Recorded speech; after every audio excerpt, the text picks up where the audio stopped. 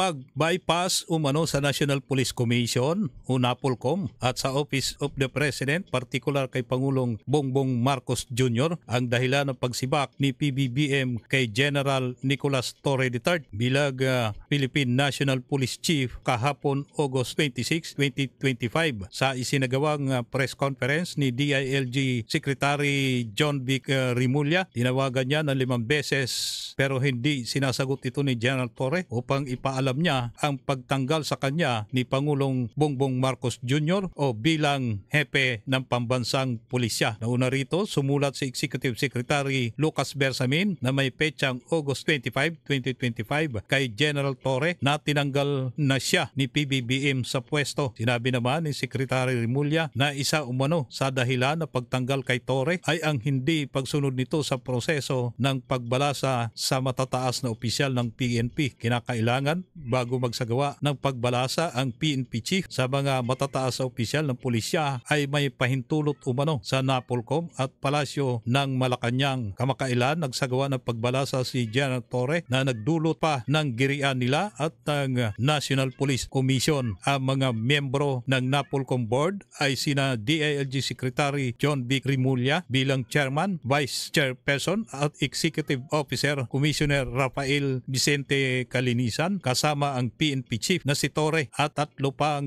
Commissioner ng NAPOLCOM. Kabilang sa mga na-bypass ni General Torre sa kanyang ginawang pagbalasa sa PNP ay sina Secretary Rimulya, Commissioner Calinisan, 3 pang Commissioner ng NAPOLCOM at mismong si Pangulong Bongbong Marcos Jr. na nagtalaga sa kanya bilang PNP Chief. Ayon naman kay Senator Panfilo Lacson na dating naging PNP Chief din bago siya magsagawa ng pagbalasa sa mga matataas na opisyal ng PNP ay pinaalam niya muna kay dating Pangulong Joseph Estrada at NAPOLCOM Board dahil ito umano ang tamang proseso. Si General Torre ni PBBM sinabi niya namang hindi niya alam, sa halip ay prerogative daw ng Pangulo ang pagtanggal at pagtalaga ng mga opisyal ng gobyerno na kanyang pagkakatiwalaan. Naniniwala naman si Rimulya na maaaring ilipat lamang ng ibang pwesto ni Pangulong Bongbong Marcos Jr. si General Torre. Matapos ang press conference ay pinanumpa agad ni DILG Secretary John Vic Rimulya si Lieutenant General Melencio Nartates Jr. bilang bagong PNP Chief na kapalit ni Torre. Si Nartates ay nagtapos